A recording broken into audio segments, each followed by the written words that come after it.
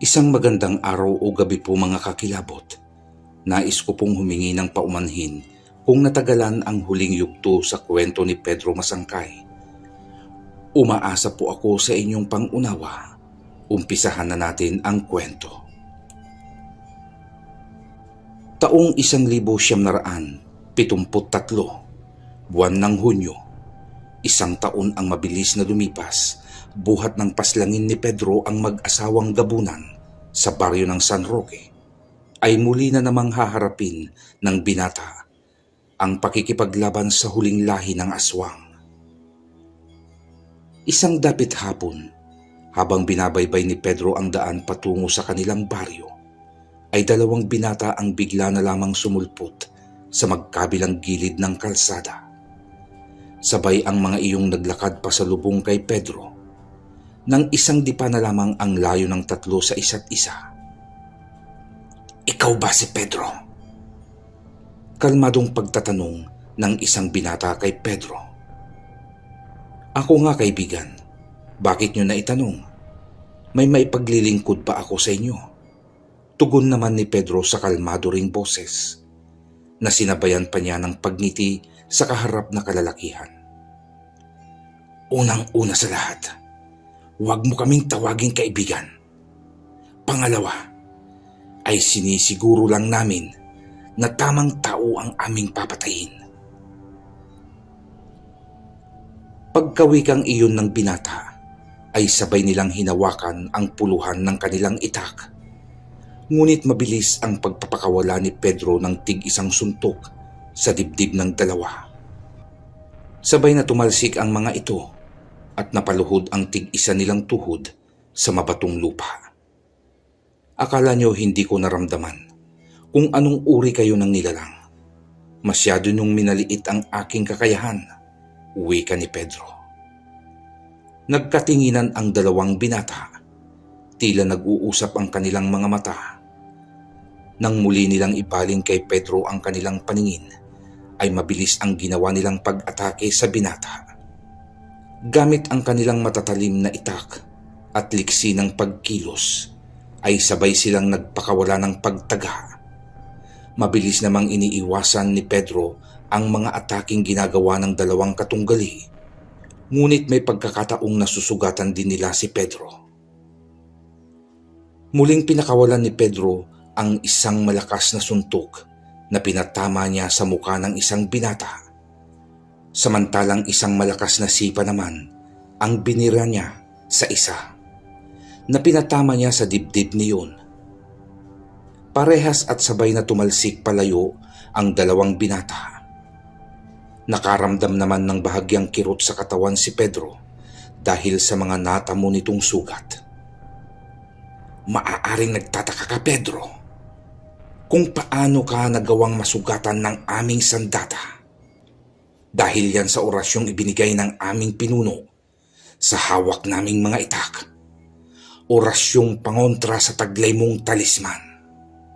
Tama ang sinabi ng aking kapatid Pedro. Sa kanya kami lumapit at humingi ng tulong upang magkaroon ng kakayahang kontrahin ang tangan mong agimat. Ngayon ay maipaghihiganti na namin ang aming mga magulang na iyong pinaslang sa baryo San Roque 1 taon na ang nakakaraan. Kayo pala ang nakatakas na anak ng mag-asawang gabunan sa baryo San Roque. Matagal ko na kayong hinahanap. Maganda na rin kayo na mismo ang lumapit sa akin. Hindi ko na kailangang maghirap pa sa pagtugis sa inyo. Malaki ang pagkakautang nyo sa mga taga-baryo San Roque at tanging buhay nyo lamang ang siyang kabayaran. Inilabas ni Pedro ang kanyang pilak na balaraw. Mabilis ang naging pagbabago ng balaraw at naging isang mahabang espada ito. Ihanda nyo na ang inyong sarili dahil ito na ang oras ng inyong kamatayan. Mabilis nang inatake ni Pedro ang magkapatid. Nagpalitan ng mabibilis na atake ang tatlo. Ang bawat sugat na iniiwan ng pilak na espada sa katawan ng magkapatid na aswang ay sadyang nagdudulot iyon ng lapis na pinsala sa kanila. hanggang maramdaman na nila ang kanilang bahagyang panghihina. Nagawang mapugutan ni Pedro ang isa sa magkapatid. Tumalsik at gumulong sa lupa ang ulo niyon at biglang nagliyab at naabo. Nanlaki naman ang mata ng natitirang aswang. Hindi siya makapaniwalang patay na ang kanyang kapatid. Nang akma ng susugod si Pedro, ay mabilis na iyong tumakas. Habang tumatakbo iyon, Hindi pa tayo tapos, Pedro. Babalikan kita. hindi na niya naituloy ang sinasabi. Nang bumaon sa kanyang bibig ang espadang inihagis ni Pedro, nagliyab ang buong katawan ng aswang at naabo rin ito. Pagdating ni Pedro sa kanilang tahanan, ay laking gulat ng kanyang amang si Antonio. Anong nangyari sa iyo, Pedro? Bakit duguan ka at maraming sugat? Pagtatanong ni Antonio sa anak. Hinarang ako ng 2 aswang, itay. Nagawa nila akong masugatan dahil sa may pangontra ang kanilang itak. Nakaya nitong kontrahin ang bisa ng sinturong promoprotekta sa akin. Anong pangontra? Paanong magkakaroon ng pangontra ang aswang sa tangan mo? Nagtatakang tanong ni Antonio. Ang nakalaban ko ngayon, itay, ay ang anak ng mag-asawang gabunan na napatay ko sa Baryo San Roque. Ang kanilang pinuno ang nagbigay ng orasyon upang makontra ang aking talisman. Kailangan kong hanapin ang pinuno ng aswang, itay. Kailangan ko siyang patayin upang matapos na ang kasamaan nila sa mundong ito. Mukhang mahihirapan ka sa ideya mong yan, anak. Hindi basta-basta makikita ang kuta ng pinunong aswang. Lahat ng bagay dito sa mundo, itay, ay may kaparaanan. Ako na ang bahalang gumawa ng paraan upang mahanap ang kanilang pinuno at sinisiguro kong mapapatay ko siya. Makaraan ang ilang araw ng pagpapahinga at pagpapagaling sa mga natamong sugat, ay nagpasya na si Pedrong tugisin ang pinuno ng mga aswang. Itay, aalis ako at sa palagay ko, medyo matatagalan ang aking pagbabalik. Bakit? Saan ka pupunta? Tanong ni Antonio. Kailangan ko nang hanapin ang pinagtataguan ng pinunong aswang. Hindi titigil ang lagim hanggat buhay ang kanilang pinuno. Sa bagay may punto ka sa sinabi mong yan, iho. Sige, kung yan ang alam mong ikabubuti ng nakakarami. Basta't lagi ka sanang mag-iingat, anak. Hindi basta-basta ang kapangyarihang taglay ng kakaharapin mong halimaw. Alam ko yun, itay. Huwag kayong mag-alala at mag-iingat ako. Ingatan niyo rin ni inay ang inyong sarili. Huwag mo kaming alalahanin dito. Nakalimutan mo na yatang sinelyuhan mo na ng dasal ang ating paryo, kaya hindi na mapapasok ng mga aswang ang ating lugar. Inumpisahan na ni Pedro ang paglalakbay. Ilang oras ang makalipas sa walang tigil na paglalakad sa ilalim ng araw, ay narating ni Pedro ang baryo ng San Miguel. Sa pagpasok ni Pedro sa baryo San Miguel, ay nakaramdam ang binata ng kakaibang aura. Patuloy ang kanyang ginagawang paglalakad. Nang madaanan niya ang isang maliit na tindahan, ay naroong nag-iinuman ang ilang kalalakihan. Napalingon naman sa kanya ang mga kalalakihan at nahalata ni Pedro ang matatalim na tingin sa kanya ng grupong iyon. Ganun pa man ay ngumiti ang binata bilang pagbati sa mga kalalakihan, ngunit hindi sinuklian ng grupo ang ginawa niyang pagngiti. Ni hindi siya kinausap ng mga iyon. Ipinagpatuloy na lamang niya ang paglalakad at hindi na lamang pinansin ang grupo. Mukhang baguhan sa baryo ang lalaking yun, Brando. Ano kaya ang pakay niya dito? Hayaan niyo siya. Malalaman din natin kung ano ang pakay niya dito sa ating lugar. At sa oras na malaman nating isa siya sa mga kalaban, ay doon natin siya dudurugin. Tugon naman ni Brando, ang tumatayong pinuno ng grupo. Sa patuloy na paglalakad ni Pedro ay may nadaanan siyang maliit na karinderya. Mabango ang aroma ng mga putahing nanggagaling sa kainan. Nakaramdam siya ng pagkagutom. Mula kasi madaling araw na umalis siya sa kanilang bahay, ay tanging mainit na kape lamang ang inilaman niya sa kanyang sikmura. Nagpasya si Pedro na kumain sa karinderyang iyon. Matapos makapili ng ulam, ay nag-order na ang binata. Ate, isang order nga ng sinigang na bangus at pakbet, saka 2 kanin. Balot o kakainin dito? Pagtatanong ng tindera. Dito ho kakainin. Habang kumakain si Pedro, ay siya namang dating ng isang matandang lalaki. Nakaw, Ibyang, nabalitaan mo na ba? Ang alin ho, Mang Poryong? Isang buntis na naman ang nabiktima ng aswang kagabi. Ay, oho, Mang Poryong, nabalitaan ko na yan. Pagbukas ko pa lang ng tindahan, yan na agad ang ibinungad ng isa sa mga suki ko. Nakakaawa nga daw ang ginawa sa buntis dahil winakwak ang tiyan eh. Napalingon ang matanda sa binatang abala noon sa pagkain at pasimpleng nakikinig sa usapan. Pinagmasdan niya ito. Abay, teka. Mawalang galang lang, iho. Tila ata bago ka sa lugar namin. Hindi pamilyar sa akin ang iyong muka. Tama ho kayo, tatang. Hindi ho ako taga rito. Nako, mag-iingat ka, iho. Kung maaari, ay huwag ka nang magpapaabot pa ng gabi dito sa baryo. Delikado ang gabi sa aming baryo. Maraming kababalaghan ang nagaganap. Tanging tango at pagngiti lamang ang itinugon ni Pedro sa matanda. Huwag kang ngingiti-ngiti dyan. Totoo ang sinasabi ko.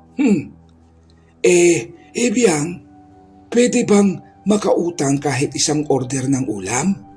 Hindi pa kasi nagbabayad yung kaisa-isa kong border eh.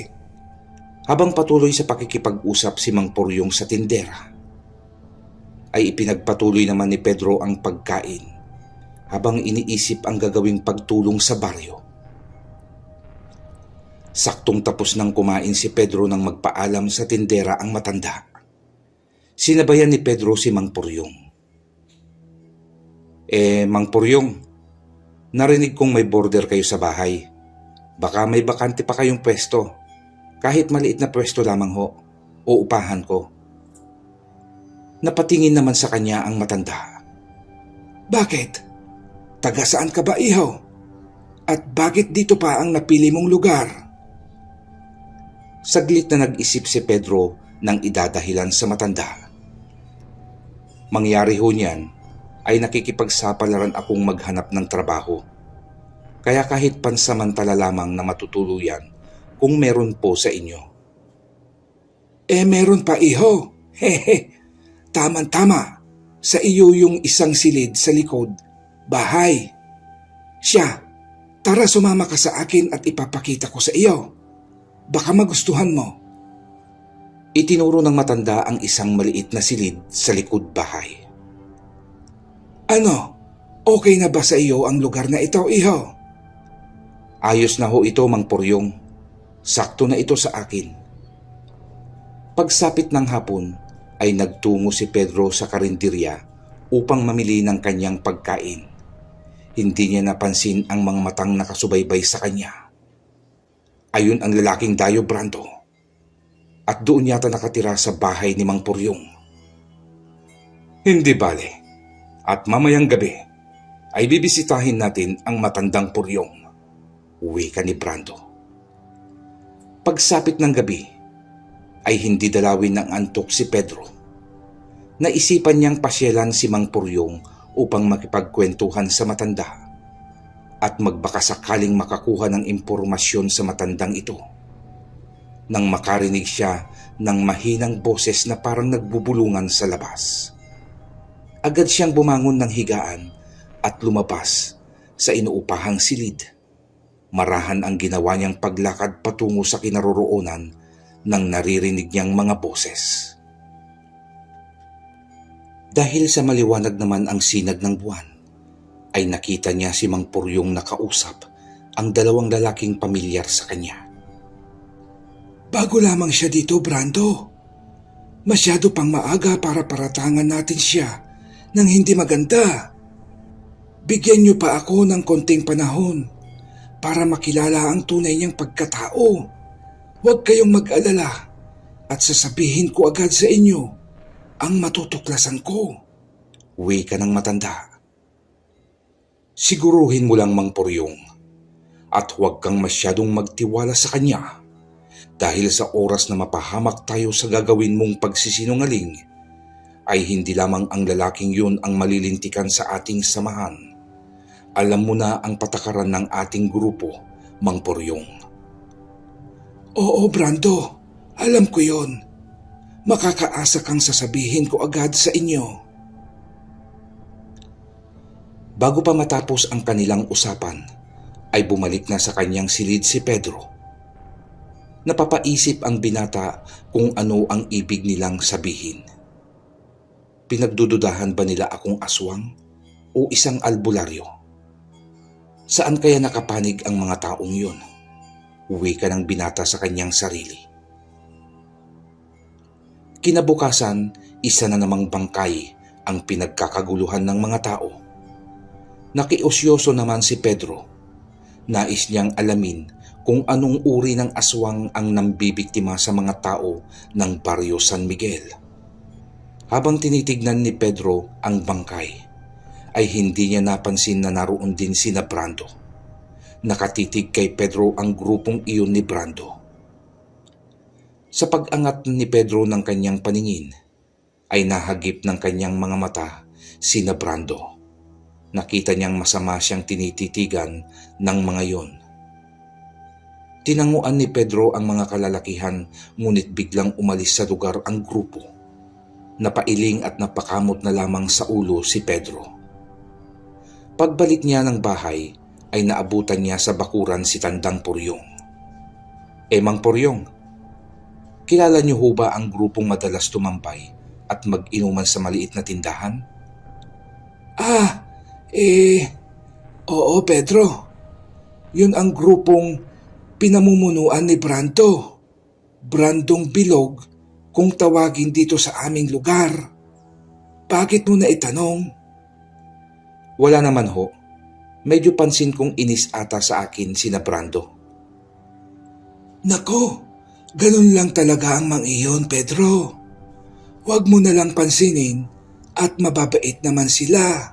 Sige iho, maiwan na muna kita ha.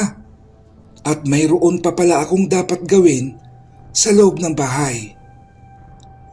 Pagpapaalam ng matandang parang iwas mapag-usapan sina Brando. Kinagabihan ay nagpasyang mag-ikot-ikot si Pedro sa baryo. Nagbabaka sakaling may matsyempuhan siyang aswang. Sa kanyang pag-iikot ay bigla siyang nakarinig ng malakas na sigawan ng tila nagkakagulong tao na hindi naman kalayuan sa kanyang kinaroroonan. Mabilis tinungo ni Pedro ang lugar at doon ay inabutan niya ang isang aswang na kasalukuyang sinisira ang pawid ng bubungan ng isang bahay. Hoy aswang! Itigil mo yan! Ako ang harapin mo! Patay gutom na halimaw! Sigaw ni Pedro. Napatingin sa kanya ang nilalang at inangilan siya nito. Ngunit imbis na sugurin ang binata, ay mabilis itong tumakas. Hahabulin sana ni Pedro ang aswang nang isang malakas na sigaw ang pumigil sa kanya. Ayun! Ayun ang aswang! Mga kasama, maghiwa-hiwalay tayo at paikutan ang halimaw. Huwag nating hayaang makatakas pa yan. Utos ni Brando sa mga kasamahang kalalakihan. Agad na naghiwa-hiwalay ang grupo at pinaikutan nila si Pedro. Sandali lang mga kaibigan. Hindi ako ang kalaban. Hindi ako ang aswang. Sinungaling! Ano ang ginagawa mo dito sa ganitong oras ng gabi? At bakit humihingi ng tulong ang mga tao sa bahay kung hindi mo sila inaaswang? Pumunta ako dito para sila tulungan. Narinig kong nangangailangan sila ng tulong kaya ako narito. Isa akong manunugis ng aswang. Huwag mo kaming lokohin, Pedro. Sinasabi ko na nga ba't isa kang aswang. Unang dating mo pa lang dito sa baryo ay duda na kami sa iyong pagkatao. Pero nagkakamali kayo. Hindi ako ang aswang. Dapat nga, mahuhuli ko na ang salot kung hindi nyo ako pinigilan. Para maniwala kayo sa sinasabi ko, ay tignan nyo ito. Inilabas ni Pedro ang pilak na balaraw at ipinakita niya sa lahat ng naroroon. Eto, isa itong balaraw na gawa sa purong pilak na nagmula pa sa bulalakaw. Kung totoong aswang ako, bakit ko nahahawakan ang pilak na balaraw? Hindi pa ba sapat na patunay ito upang paniwalaan niyo ang aking sinasabi? Ha, Brando? Natulala ang lahat. Isang lalaki mula sa grupo ang nagsalita. Tama ang sinasabi niya, Brando. Takot sa pilak ang isang aswang. Ngunit siya ay nahahawakan niya ang pilak na balaraw. Nagsasabi nga siya ng katotohanan, Brando. Uwi ka ng isa nilang kasamahan. Napaisip si Brando sa mga sandaling iyon. Paano tayo nakakasigurong tunay na pilak ang kanyang tangan at hindi huwad? Baka isa lamang itong patibong at panlilin lang upang atin siyang paniwalaan at pakawalan. Upang lubos kayong maniwala sa sinasabi ko, ay dalhin natin sa isang mahusay na manunuri at ipasuri ang aking balaraw para matigil na ang walang katotohanang paghihinala ninyo. Ipinasuri nila sa isang tanyag na panday sa baryo ang balaraw ni Pedro. Pinatotohanan naman ng matandang panday na lehitimo ang tangang balaraw ni Pedro. Nagsasabi ng katotohanan ang lalaking ito. Gawa sa mataas na uri ng pilak ang kanyang balaraw, mga kasama. Matapos ang tagpong iyon, ay doon pa lamang naniwala ng lubusan si Brando. Pasensya ka na, Pedro, kung hindi ako agad naniwala sa iyong sinasabi. Sinisiguro ko lamang ang kaligtasan ng aking mga kanayon. Tulad mo, kami rin ay manunugis ng aswang, ngunit wala kaming kapangyarihan. Tanging lakas ng loob at lakas ng pisikal na katawan at pananalig sa Diyos ang aming sinasandalan.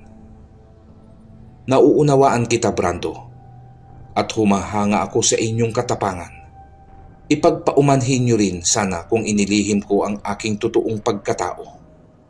Iniiwasan ko lamang na malaman ng mga kampon ng dilim ang gagawin kong pagtugis sa kanila. Ngayong nalaman niyo na, sana ay panatilihin pa rin nating lihim ang lahat. Hindi natin alam kung sino ang ating nakakasalamuha. Magaling magbalat kayo ang mga aswang. Makakaasa ka, Pedro. Sabay-sabay namang tugon ng mga kalalakihang nakaanib sa grupo.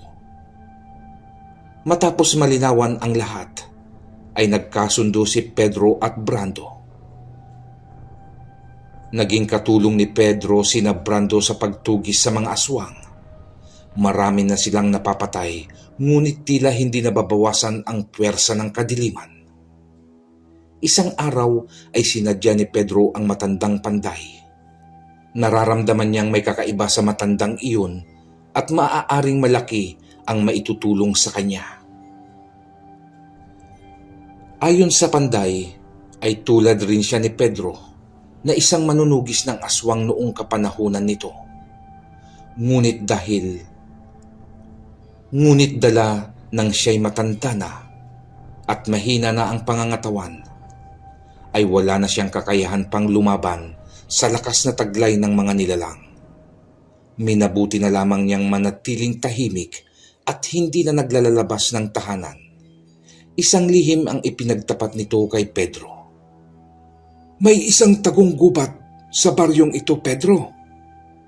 Tanging ang tulad mo lamang ang maaaring makapasok sa dimensyong iyon. Ngunit sadyang mapanganib ang kagubatang iyon, iho, dahil doon nagkukuta ang pinuno ng mga aswang. Yan ang dahilan kung bakit hindi ko sinasabi kina Brando ang bagay na ito, dahil kapahamakan lamang para sa kanila kung sila ang papasok doon. Yan ang matagal ko nang hinihintay na pagkakataon, Tatang. Ang makaharap at mapaslang ang pinakaugat ng kasamaan. Paano ko makikita ang pasukan ng lihim na gubat, Tatang? Sa muling pagsikat ng buwan, ay pasukin mo ang gubat sa pinakadulo ng baryong ito. Doon ay makikita mo ang punso sa ilalim ng punong balete na direktang tinatamaan ng sinag ng buwan. Tumungtong ka sa ibabaw ng punso at ipikit ang iyong mga mata habang sinasambit ang orasyong ibibigay ko sa iyo. Hayaan mong tangayin ka ng kakaibang pwersa dahil iyon ang magdadala sa iyo sa lugar ng mga halimaw. Tatandaan mo, Pedro, mas maging maingat ka dahil makapangyarihan ang nais mong makatunggali. Salamat, Tatang, sa napakahalagang impormasyon at tulong. Gagawin kong lahat ang aking makakaya upang magapi ang pinunong aswang at wakasan ang paghahasik nila ng lagim sa mga kanayunan. Makaraan ang halos 1 linggong paghihintay sa muling pagbilog ng buwan, ay sumapit din ang araw na pinakaaabangan ni Pedro. Sa kalaliman ng gabi, ay maingat niyang binaybay ang daan patungo sa dulo ng baryo, kung saan naghihintay sa kanya ang bukana ng madilim na kagubatan. Bitbit ang determinasyong magapi ang pinakaugat ng kasamaan at tiwala sa Diyos at kakayahan ng tangang agimat, ay walang pag-aalinlangang pinasok ni Pedro ang kagubatang iyon. Hindi naman nagtagal ang kanyang paghahanap sa lagusan na magdadala sa kanya sa kuta ng mga aswang. Tulad sa ibinili ng matandang panday, ay sinunod niya ng maayos ang proseso ng pagpasok sa nagtatagong kuta ng mga halimaw ng dilim. Sa muling pagmulat ng mga mata ni Pedro, ay bumungad sa kanyang paningin ang makapal na kagubatan na halos nahihiya ng sumilip ang liwanag ng buwan sa mga punong nagtataasan. Nakakatakot ding pagmasdan ang mga sanga ng puno na animoy higanting kalansay na anumang oras ay mandadakma at mananakal. Napakadilim ng paligid sa lugar na iyon. Tila nakakasakal din ang kakaunti at mabahong hangin. Ginamit ni Pedro ang talisman na nagbibigay sa kanya ng linaw ng paningin sa dilim. Unti-unti ay naaaninag na niya ang paligid hanggang sa maging malinaw na ang lahat. Habang naglalakad sa pagitan ng magkakatapat na puno, ay lumantad ang makipot na daan. Binaybay iyon ni Pedro. Sa kanyang paglalakad ay nakarinig siya ng kakaibang huni. Hindi yun huni ng isang aswang, kundi huni ng isang napakalaking karantula ang bigla na lamang nagpatihulog mula sa itaas ng malayog na puno. Gulat na napaatras si Pedro. Kitang-kita niya ang napakaraming mata ng dambuhalang karantula. Ang nagtutulisang mga pangil na handa upang siya ay durugin. Hindi na nag-aksaya ng panahon si Pedro. Mabilis niyang inilabas ang pilak na balaraw. Nagbago naman agad ang balaraw at naging isang espada ito. Buong tapang na hinarap ni Pedro ang dambuhalang karantula. Habang sinusugod ng binata ang karantulang iyon, ay nagliwanag ang pilak na espada. Ikinasilaw naman ng sangkatutak na mata ng karantula ang kakaibang liwanag na nanggagaling sa espada ni Pedro dahilan upang hindi nito masundan ang mabilis na pag-atake ng binata. Napaatungal na lang ang dambuhalang karantula nang isaksak ni Pedro ang espada sa ulo ng gagamba.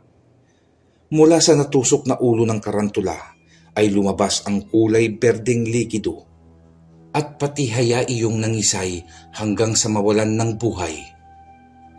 Makalipas ang ilang segundo ay nagbago ang anyo nito. Mula sa nakakatakot na gagamba ay naging malaking sangalang ito ng isang kahoy. Putik, ginagamitan ako ng tagabulag. Maaaring gawa ito ng pinunong aswang. Pero kahit anong iharang niya sa akin ay hindi niya ako mapipigilan. Bulong na wika ni Pedro. Sa patuloy niyang paglalakad ay muli na naman siyang nakasalubong ng malaki at mabangis na baboy ramo. Nagbabaga ang mga mata at malakas ang pagsingasing nito. Sa pagkakataong iyon ay nakahanda si Pedro. Hindi niya inurungan ang baboy ramong iyon. Sa pagsugod ng nilalang ay buong lakas na iwinasiwas ni Pedro ang hawak niyang espada. Sa pagtama ng espada ay nahati sa dalawa ang nilalang. Bumagsak iyon sa lupa at wala ng buhay. Muling nagpatuloy si Pedro. Habang pinapasok ang pusod ng kagubatang iyon, ay pasikip ng pasikip ang daanan na kanyang tinatahak. Lumalagkit na rin ang lupang kanyang naaapakan dahil sa malagkit na likidong kulay dugo sa lupa. Mas tumindi na rin ang mabahong amoy na dala ng hangin. Hindi nagtagal ay narating ni Pedro ang pinakakuta ng pinuno ng mga aswang na si Draco. Kitang-kita rin ni Pedro ang mga taong paniging nakasabit sa mga tuyong sanga ng mga puno at sa pinakagitna ay isang upuang gawa sa bato. Maaaring ang upuang bato ay siyang trono ng pinuno ng mga aswang. Pero nasaan ang damuhong iyon? Bakit wala siya sa kanyang trono? Tanong ni Pedro sa sarili.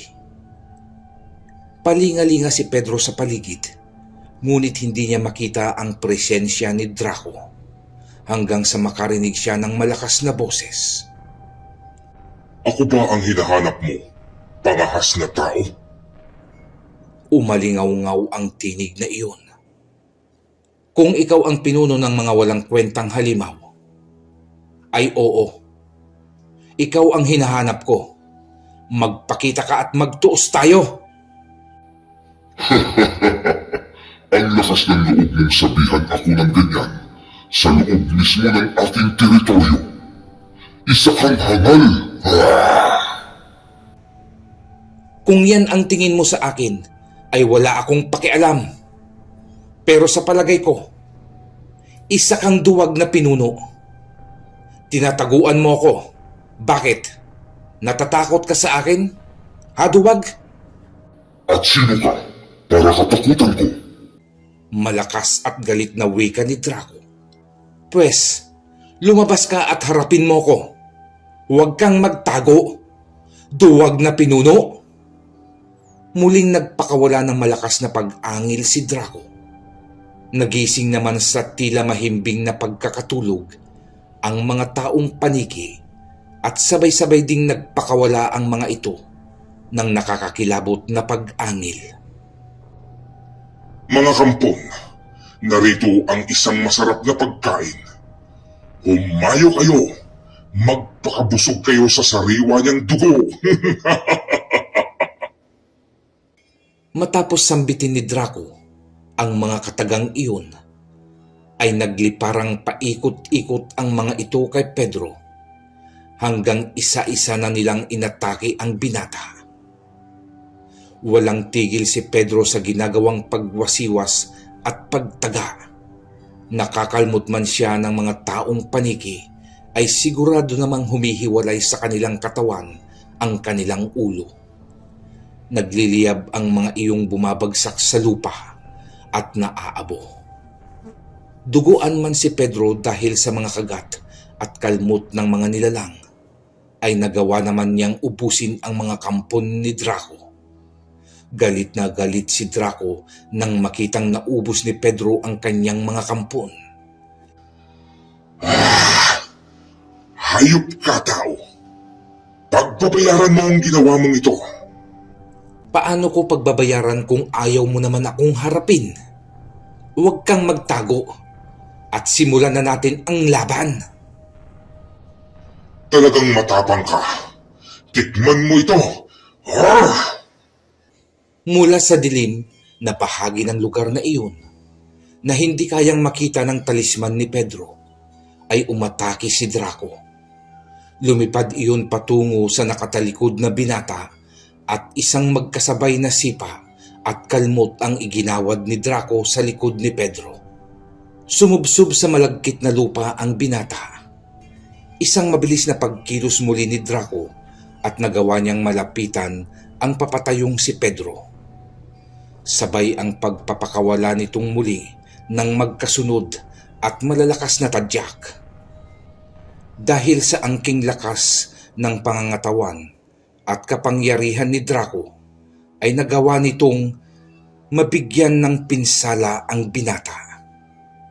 Isang tadyang ni Pedro ang nabali dahil sa malakas na tadyak na pinakawalan ni Draco. Napadaing ang binata at napasuka ito ng dugo. Akala ko ba'y malakas ka? Pero sa nakikita ko ngayon, ay bunganga mo lang pala ang malakas. Sa nanghihinang katawan ay pinilit ni Pedro ang makatayo. Dinampot ang nabitiwang espada. Napahawak si Pedro sa kanyang tagiliran dahil sa sakit na dulot ng nabaling tadyang. Habang tumatayo si Pedro, ay inuusal nito ang isang dasal. Isang uri ng orasyon upang buhayin ang kapangyarihan ng kanyang sinturon. Matapos mausal ang Latin na orasyon, ay unti-unting naghihilom ang mga sugat na kanyang natamo. Nadadagdagan din ang lakas ng kanyang katawan. Buong akala ni Draco ay mahahawakan na niya ang tagumpay dahil sa nakikitang kalagayan ng katunggaling binata. Muli siyang umatake, ngunit laking gulat nito nang nagagawa ng iwasan ni Pedro ang mga ataking kanyang pinapakawalan. Susuntukin na lamang ni Pedro si Draco nang bigla itong naglaho na parang bula sa harapan ng binata. Talagang pinapahanga mo ako, tao. Nagawa mong mapagaling ng ganun kabilis ang natamumong pinsala sa katawan. Yan ang gusto ko sa isang katunggali. Ang may ibubuga at hindi lampa. Salamat at napahanga pala kita. Pero ako ay hindi mo napahanga dahil itinatago mo pa rin ang maitim mong katawan sa dilim na kasing itim ng iyong budhi. Pero kahit anong gawin mong pagkukubli, ay may paraan upang ilantad ang maitim mong pagkatao. At eto yun! Itinarak ni Pedro sa lupa ang kanyang espada. Nagliwanag iyon sa kabuuan ng kuta ni Draco. Liwanag upang ilantad ang nagtatagong nilalang. Nagdulot din ito ng labis na pagkasilaw sa nilalang. Mula sa isang malaking itim na bato, ay nakita ni Pedro ang nakadikit na pinuno ng aswang. Mabilis ang ginawa niyang pagkilos upang malapitan ang nooy nasisilaw na si Draco. Isang malakas na pagdukot sa puso ni Draco ang iginawad ni Pedro. Napasigaw si Draco sa labis na sakit. Nanlaki ang mapupula nitong mata at tumulo sa kanyang bibig ang malapot, mabaho at itim na dugo. Bago tuluyang hugutin ni Pedro ang puso ng nilalang, ay nag-iwan ang binata ng isang kataga. Tandaan mo, kahit kailan ay hindi papayagan ng lumikha na manaig ang kadiliman sa liwanag. Mananatiling nangingibabaw ang kabutihan kaysa kasamaan. Hanggang sa muling pagkikita, halimaw. Wika ni Pedro at tuluyan na nitong hinugot ang pumipintig na puso ng nilalang. Matapos niyang durugin ang puso ni Draco, ay nalagutan na iyon ng buhay at tuluyan ng naabo. Sa pagkamatay ni Draco ay unti-unting nagliwanag ang madilim na kagubatang iyon. Nakakarinig na si Pedro ng mga huni ng ibong nagdadapuan sa sanga ng mga punong kahoy. Pumapasok na rin ang kulay gintong liwanag ng haring araw at tila sumasayaw ang mga puno sa bawat hampas ng sariwang hangin sa kanilang katawan at mga dahon. Sa pagbalik ni Pedro sa Barrio San Miguel ay masaya siyang sinalubong ng mga tao. Labis ang kanilang kagalakan sa magandang balitang dala ng binata. Mga kasama, tapos na ang ating paghihirap sa kamay ng kadiliman. Patay na ang pinuno ng mga aswang. Malaya na tayong makakakilos sa pang-araw-araw nating pamumuhay. Ikalat niyo ang magandang balita sa iba pang baryo upang mawala na ang kanilang takot na itinanim ng mga aswang. Wika ni Pedro. Sa paglipas ng mahabang panahon ng katahimikan ay makikita si Pedro sa simple at masaya nitong pamumuhay kasama ang kanyang asawa at anak sa baryong Sinilangan. Wakas. Marami pong salamat mga kakilabot sa inyong pakikinig. Sana ay naibigan nyo ang ating huling yugto sa kwento ni Pedro Masangkay. Huwag po sanang kalimutang mag-iwan ng like at mag-subscribe bilang suporta sa ating channel. Dumako na po tayo sa ating shoutout. Shoutout po kina Naida Bantilan, Sunny Colina, Mr. Pinch TV, Ning Oreo, Maya Saad, Ellen Kiano, Honey Beng Vlogs, Carmelita Pruna, Miriam Leibelt, Milagrosa Luke, Bebot Beltran, Elizabeth Escueta, Inday Lebra, Norafe Fajardo, Asili Gumban, Ivan Michael Malabanan from Taiwan, Teresita da Cuba from Kuwait, Kaysar Ryan Tumbaga,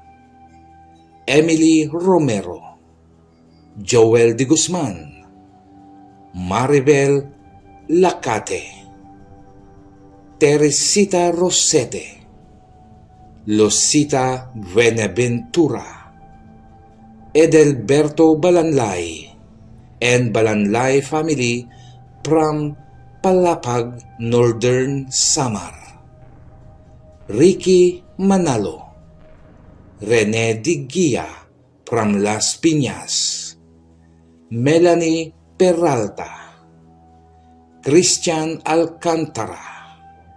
Muli po, ako ang inyong kakilabot na nagpapasalamat sa inyong suporta. God bless po sa lahat. Amen.